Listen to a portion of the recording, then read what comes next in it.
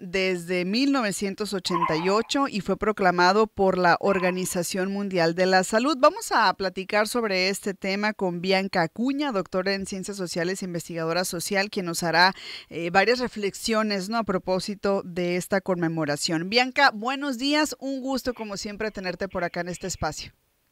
Hola, ¿qué tal? Muy buen día. ¿Me escuchas bien? Te escuchamos perfectamente, Bianca. ¿Cómo estás? Muy bien, muy contenta de estar otra vez en la columna violeta. Eh, Gracias. Yo le decía al auditorio que el 1 de diciembre y desde 1988 se conmemora el Día Mundial de la Lucha contra el SIDA. Así es, desde 1988 inició esta como cruzada en contra de la epidemia contra el VIH, ¿no? Y cada año tiene como un lema. Este año el lema es cero muertes por el SIDA en el 2030.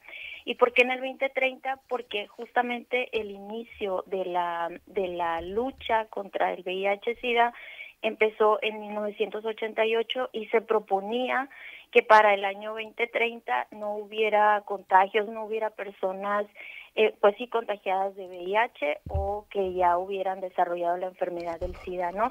Y un poco algunas reflexiones sobre, pues estamos a 5 años del 2030. Yo me atrevo a decir que todavía falta muchísimo más para realmente decir que eliminamos el VIH-Sida como una enfermedad no latente. ¿Y qué busca este día? Pues sensibilizar un poco sobre la realidad de la enfermedad avanzada por el VIH, visibilizar también las historias detrás de cada caso y promover una respuesta colectiva.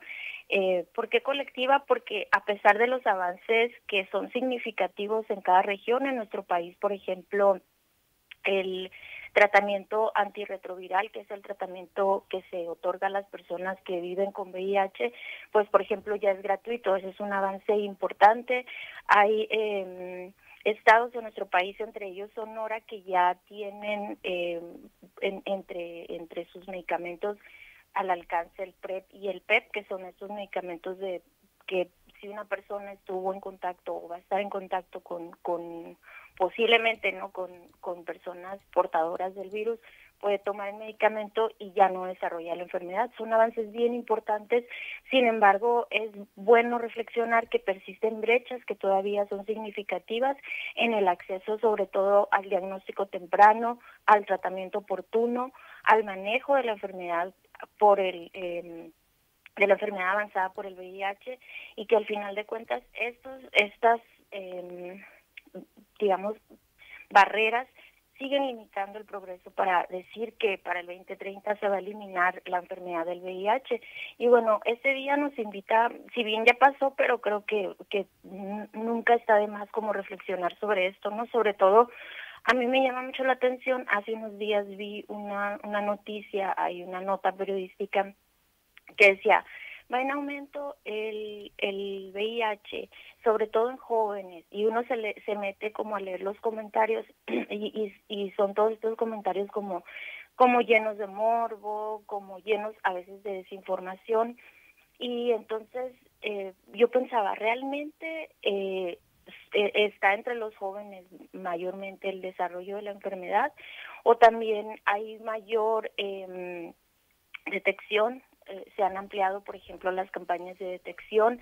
A lo mejor no es tanto que haya como aumentado o que se haya disparado el contagio de VIH, sino que han ido como acompañados de estas campañas que buscan, pues eso, detectar de manera temprana y acercar tratamiento a quienes no lo tengan, ¿no? Por ejemplo, las personas en movilidad, como basados en el derecho a la salud, aunque sean personas de otra nacionalidad, si están en movilidad o en tránsito dentro de nuestro país, tienen derecho a un tratamiento antirretroviral de manera gratuita y sin necesidad de que sean derechohabientes. Eso es algo como bien importante que necesitamos decir, sobre todo en estados de tránsito como Sonora, que por aquí pasa un montón de población migrante que busca cruzar hacia Estados Unidos, ¿no? Y bueno, junto con los avances que han existido en el ámbito médico, pues En el ámbito social existen todavía estigmas, desinformación, prejuicios y en muchos casos barreras para que el acceso a servicios de salud pues sea de calidad. Por eso sigue siendo importante seguir hablando de esta fecha y seguir nombrando pues el VIH, ¿no? No para generar alarma, sino para recordarnos que la lucha tiene dos dimensiones, una biomédica, que son todos estos avances científicos, y otra social, ¿no? El VIH se caracteriza porque es una enfermedad también de carácter social que depende en gran medida de nuestras actitudes, las conversaciones que sostenemos como sociedad y nuestras decisiones también colectivas, ¿no? Porque todavía representan desafíos enormes. Al final de cuentas, el tema de por ejemplo, la prevención, no se trata de ser discursos moralizantes o de regaños, sino una herramienta de vida que para que las personas puedan tomar decisiones informadas, y también implica que nuestra sociedad garantice que todas las personas tengan acceso a estas herramientas sin importar la edad, el género, la orientación sexual, la identidad, la condición económica o el lugar de residencia, ¿no?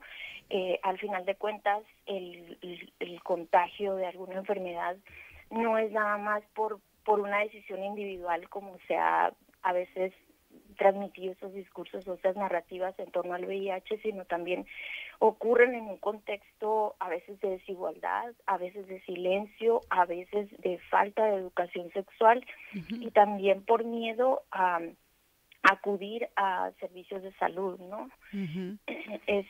Al final de cuentas, también pensar como que la detección temprana es como a veces muy fácil nombrarlo en el discurso, pero dentro de la sociedad persisten a veces, por ejemplo, miedo a saber el resultado, o a veces por desinformación o por prejuicios, ¿no? El VIH al inicio, cuando recién conocimos la enfermedad, pues casi era como una sentencia de muerte, ¿no? Pero es importante que sigamos hablando del VIH porque ya están estos avances científicos, ¿no? Una persona que vive con VIH incluso puede ser indetectable, ¿no? ¿Qué quiere decir? Que es una persona que llevó el tratamiento de una manera como, pues, le dio el seguimiento adecuado y a la hora que se hizo los estudios, pues ya no lo detectan, es indetectable y por lo tanto es intransferible, quiere decir que no puede contagiar a otras personas, ¿no? Y esas cosas es importante nombrarlas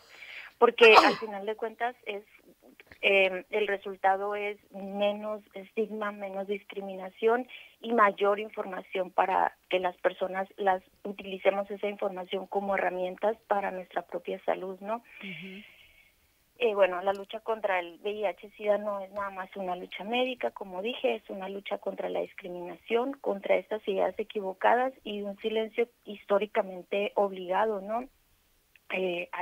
Históricamente se reconocían como a ciertas poblaciones, como en el SENSIDA se les llama poblaciones clave, ¿no? Pero como personas LGBT, mujeres y hombres jóvenes, personas que ejercen el trabajo sexual, personas que usan sustancias, personas migrantes, y al final de cuentas se nombra esto de que no es que no haya como grupos de riesgo, entre comillas, sino hay condiciones de riesgo que esas, digamos que ahí está el centro de la reflexión, ¿no? Estas condiciones pueden ser a veces producto de desigualdades sociales y sobre eso es importante como poner el foco de atención y como centrar los esfuerzos, ¿no? Sí, claro, siempre ha estado rodeado de tabús, sobre todo pues tomando en cuenta que así también están rodeadas, llenas de estigma, pues las enfermedades de transmisión sexual, ¿no? Primordialmente, ¿no? ¿Qué papel juega la educación sexual, la prevención? ¿Qué más se puede hacer? Porque si nos ponemos a pensar que la idea por allá en los 80s era que para el 2030 pues no hubiese contagios, no hubiese casos, lo cual pues no es la realidad actual, sí nos deja pensando que ha habido algo que no se ha hecho en estos años o hay algo o mucho, ¿no? Que se pudiera reforzar. Yo creo que al final de cuentas esto es como parte también de como de estas de este rezago histórico, ¿no? En temas de Ujú. salud sexual, todavía yo creo que somos una sociedad que nos da miedo hablar de manera abierta sobre el tema de la sexualidad, porque a veces tendemos como a centrar todo en el acto sexual, y la sexualidad no es nada más el acto sexual, sino la manera en cómo nos relacionamos con las otras personas, la manera en cómo entendemos nuestro propio cuerpo, y yo creo que en la medida en que como sociedad como avancemos a esos diálogos un poco más abiertos, podemos también decir que estamos como derribando estos estigmas o esta discriminación que existe todavía eh, sobre las personas que viven con VIH, ¿no? Es como muy contrastante que hay un avance científico bien grande, por ejemplo, el tema del PrEP, del PEP, del tratamiento antirretroviral, pero al mismo tiempo una persona que habla abiertamente de que vive con VIH, SIDA, todavía sigue siendo como señalada o estigmatizada, creo Oye, que Bianca, pero aparte hay pocas personas que lo hablan abiertamente. O sea, si sí. yo me pongo a pensar, yo no conozco en mi círculo cercano a alguien que haya levantado la voz y haya dicho que tiene, que vive. O sea, eso también te habla de cómo todavía está llena y repleta de tabúes, ¿eh? Sí, porque es casi que un sinónimo de ponerte en el centro Sí, como ser un blanco, ¿no? Pa- para que alguien hable como de, casi que de tus, como si fuera un permiso para hablar de tu persona, ¿no? ujú, Y yo creo que esa es una representación bien importante de cómo estamos reflexionando como sociedad sobre el VIH también. A mí en algún momento, como en la práctica de campo, haciendo pruebas rápidas de VIH, me tocó eh, conocer personas a quienes pues tristemente les detectamos VIH, ¿no? Sobre todo personas que consumen alguna sustancia o que viven en calle, y algunas personas decían o se negaban a hacerse la prueba porque decían, no quiero saber. Si me voy a morir, me voy a morir, pero no quiero saber. O sea, todavía hay como un miedo, ¿no? Y aunque les explicábamos que ya no era una sentencia de muerte, que había tratamientos, etcétera, pues existe todavía una renuencia por cómo dar esos pasos, ¿no? Y también porque en las poblaciones se reconoce este este estigma que persiste sobre el VIH, ¿no? Incluso hay personas que todavía no diferencian entre VIH y SIDA, ¿no? Eh, Como todas estas cosas que pensamos que ya están superadas, pero en las narrativas, dentro de las poblaciones, sobre todo las poblaciones que viven con mayor vulnerabilidad y que a la vez son como poblaciones de riesgo, como dije hace un momento, todavía existe como desinformación, y esto yo creo que es importante sí nombrarlo porque quiere decir que todavía faltan grupos poblacionales que cubrir, ¿no? Y no nada más cubrir con pruebas, sino realmente atravesar estas barreras para que estas poblaciones alcancen tratamiento, para que haya un seguimiento y también para que haya a veces consejería, ¿no? Son cosas como, a veces no se necesitan como grandes campañas con millones de pesos invertidos, sino como estas intervenciones claro. comunitarias como más de a pie para lograr realmente alcanzar a estas poblaciones que siguen estando rezagadas históricamente, ¿no? Muy bien. Bianca, pues te agradecemos esta oportunidad de platicar contigo en la sección Columna Violeta. Nos comunicamos próximamente. Un saludo. Que tengas un excelente martes. Al contrario, un saludote y excelente semana también. Gracias. Un Ahí está gusto de Bianca. nuevo.